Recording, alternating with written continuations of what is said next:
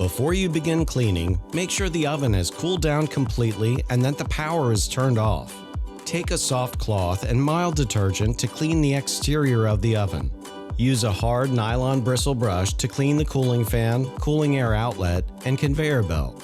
Verify that all cooling fans are functioning correctly by checking for airflow in and out of the electrical box. Remove these components from the oven: the crumb trays, extension plates, left and right baffles, and conveyor assembly. When removing each impingement finger assembly and shutter, make sure to take note of their installation position to ensure that they are reinstalled correctly.